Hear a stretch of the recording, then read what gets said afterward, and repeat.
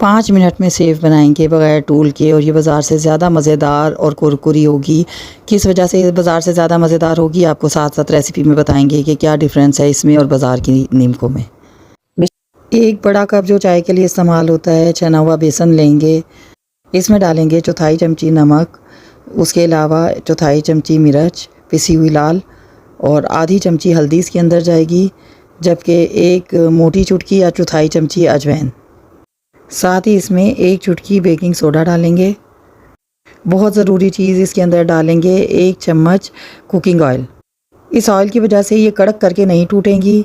बस इसको थोड़े से पानी से गाढ़ा गूंद लेंगे। याद रखिए हमने इसे गाढ़ा मिक्स करना है।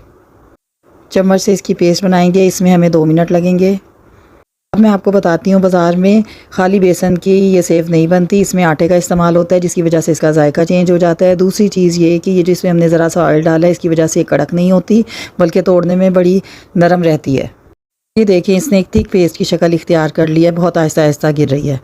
यहाँ पर मैंने एक ऑयल के खाली पैकेट को ऊपर से कैंची से काट लिया है। इसके बाद नीचे अगर आप देखें तो एक तरफ पन्नी है, इसके थोड़ा सा किनारा निकला हुआ है, जबकि दूसरी तरफ का किनारा प्लेन है।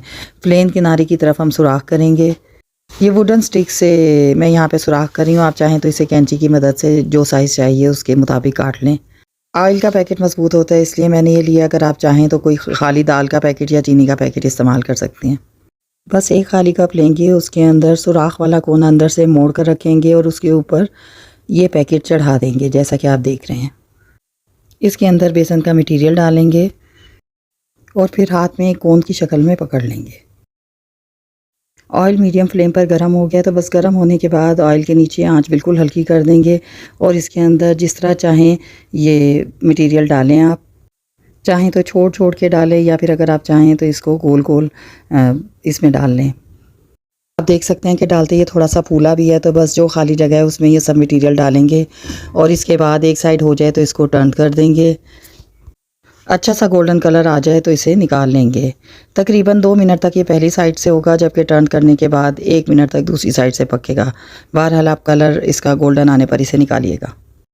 ये फ्राई हुई सी भी सेव मैंने बर्तन में निकाल ली है। बस इसे हाथों से थोड़ा थोड़ा करके तोड़ लूँगी। जब ये टूट जाए तो इसको फिर चाट मसाला छिड़क कर किसी एयर टाइट कंटेनर में रख लेंगे। कई दिन तक ये महफूज और कुरकुरी रहेगी। तो अगर आपको ये वीडियो पसंद आए चैनल को सब्सक्राइब कर दें, वीडियो को लाइक और शेयर करना मत भूलें। मिलते हैं एक और वीडियो में। अल्लाह हाफिज़।